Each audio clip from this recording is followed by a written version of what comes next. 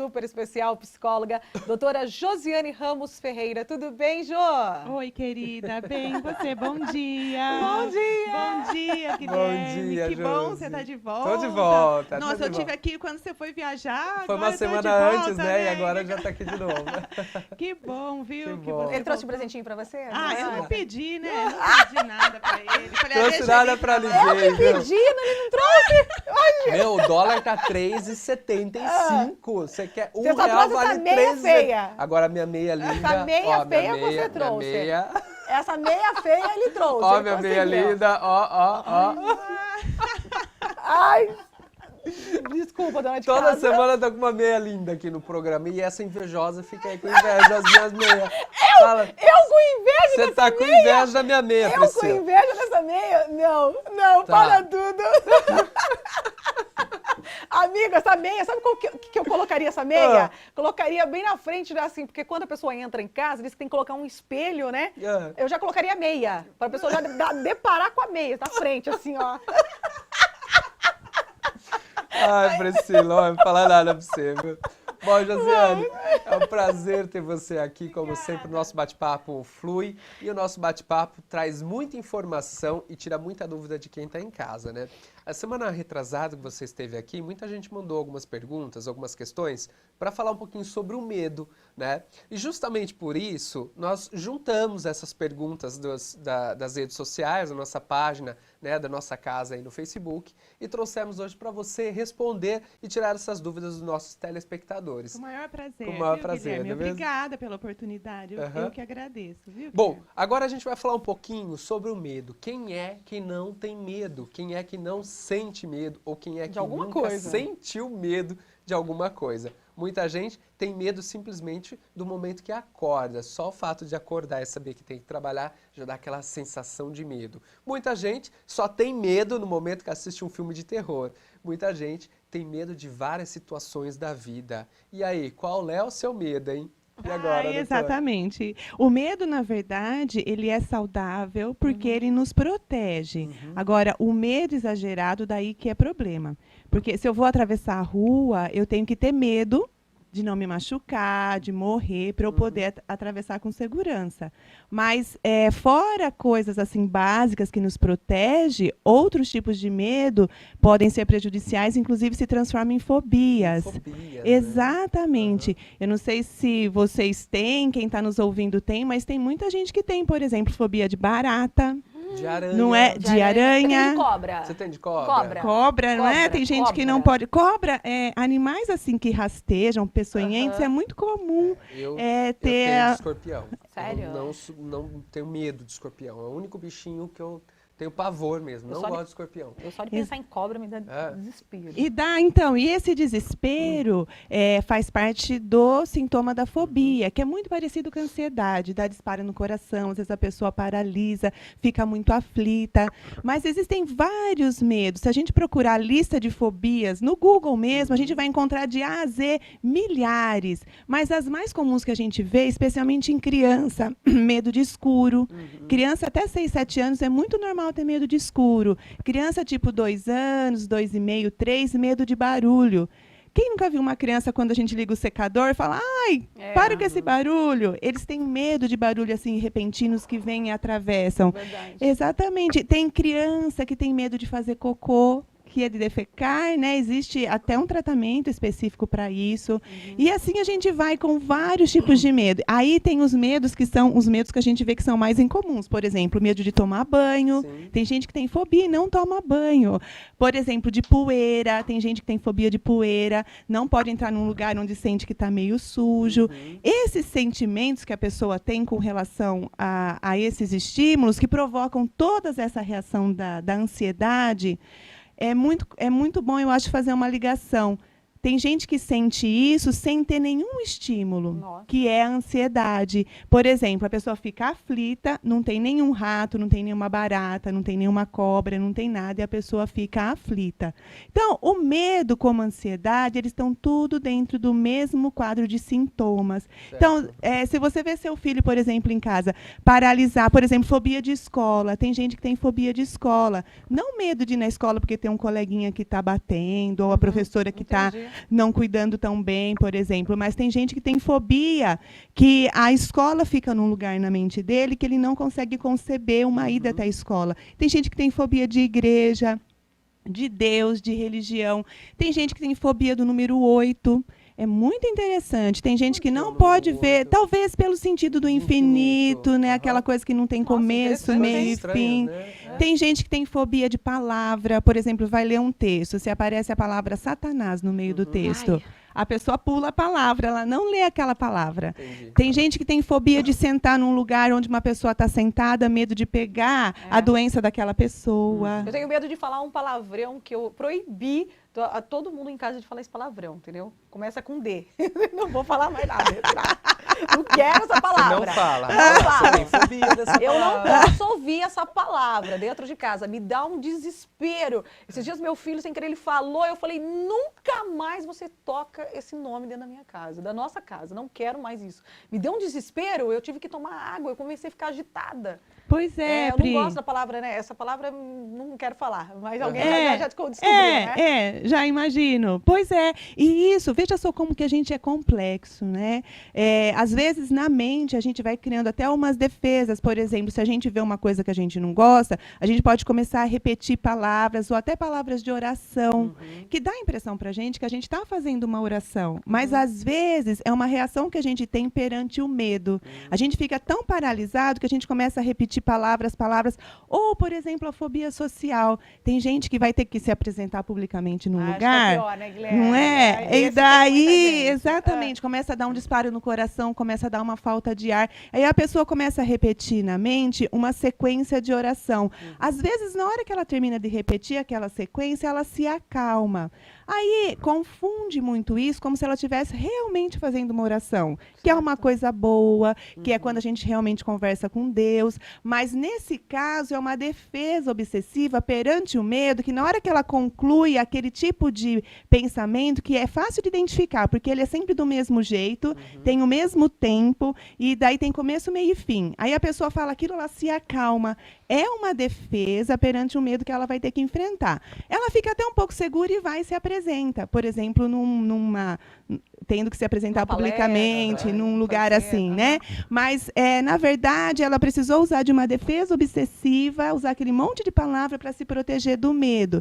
Diferente de quem está seguro e fala assim, não, eu estou bem, estou tranquila. Ou senão que ela faz uma oração, Deus, me abençoe nesse programa de hoje, que seja um programa muito bom. E isso faz com que a pessoa vá de uma forma tranquila. Já dá a segurança que ela precisa. Então, né? e tem gente que acha que consegue fazer muita oração, e na verdade é uma defesa contra o medo. Isso eu acho uma coisa muito importante. As pessoas têm que identificar, porque daí tem que tratar o medo, para não ficar com a cabeça tão cheia de pensamento, tão cheia de repetições de coisas, que na verdade é uma proteção contra aquele medo. Nossa, muito é muito interessante, porque tudo que a doutora fala, né, Guilherme, assim, vai, né? Diretamente para mim, para você e para quem está assistindo, com certeza, pessoas devem estar em casa já imaginando, peraí, então eu tenho aquele medo, eu tenho que cuidar, não é tudo aquilo que eu imaginava. Tem que tomar cuidado, e né? tem uma coisa que eu ouço muito no consultório, a pessoa fala assim, mas tem um outro jeito de viver que não é esse? Tem tratamento? E não é todo mundo que sente isso que eu sinto, não é todo mundo que tem medo da vida ou medo de morrer, não. A gente pode se sentir segura, tranquila, centrada, feliz e sentir bem, né? Não é todo mundo assim. Então, a pessoa tem que ver que é com ela que está acontecendo esse problema e ela tem que cuidar. Tá certo. Doutora, a fobia e a ansiedade, que são os tópicos que nós estamos falando aqui, existe tratamento, não tem? Existe tratamento para os dois. A pessoa tem que lembrar disso.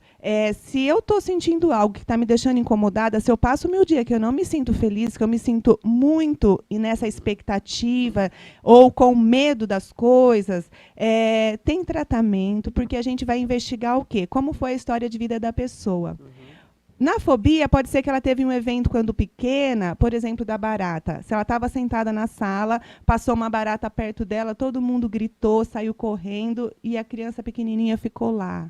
Ou apareceu uma lagartixa. Tem gente que tem muito medo, pavor, terror de lagartixa. Às vezes a lagartixa passou, todo mundo saiu gritando, porque às vezes a família já tem medo. Aquilo instaurou um medo. A gente tem que voltar no evento para a gente poder trabalhar isso, porque às vezes a criança ficou traumatizada. Então, a gente tem que trabalhar o trauma para ela sair daquela fobia. E assim vai com o escuro, né? Tem pais que forçam a criança a enfrentar o escuro. Eles têm muito medo, eles têm medo de bruxa, de bicho-papão, eles têm medo de fantasma. Sim. Então, não se força muito aí, a criança fica com aquele trauma. A gente tem que voltar.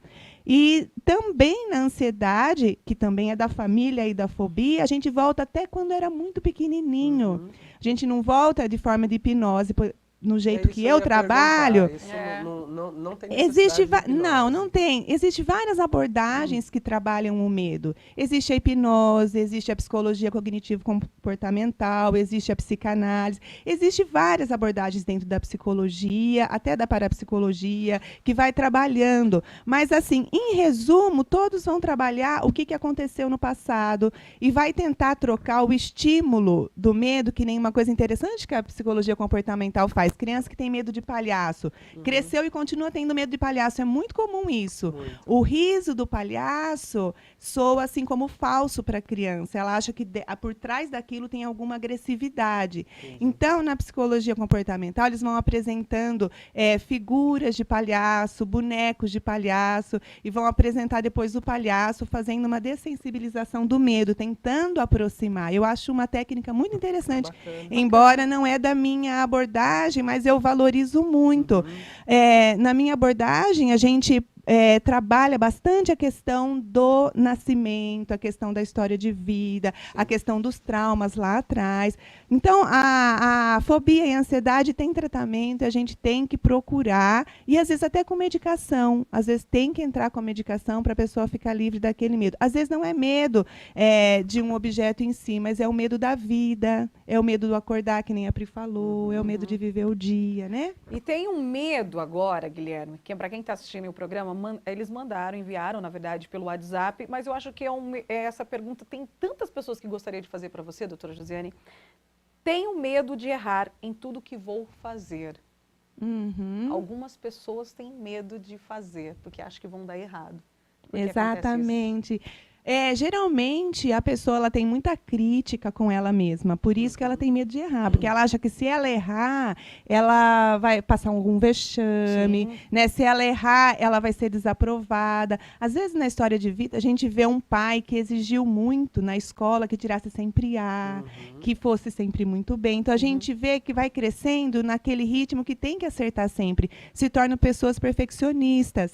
Então, a gente tem que lembrar que o nosso erro, o nosso desempenho que não foi tão bom, isso, na verdade, faz parte da vida. Nem sempre a gente está tão bem, né? Nem sempre a gente vai acertar.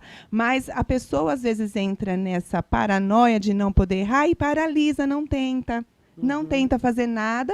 Então, fica com fobia também do erro. Então, por medo de errar, a pessoa paralisa e não vai em frente. Entendi. São pessoas que, às vezes, têm uma formação acadêmica até grande, boa, mas não conseguem trabalhar. Não consegue ir para o campo, né? Então ficam em casas, né? Em casa, assim, sendo improdutivo.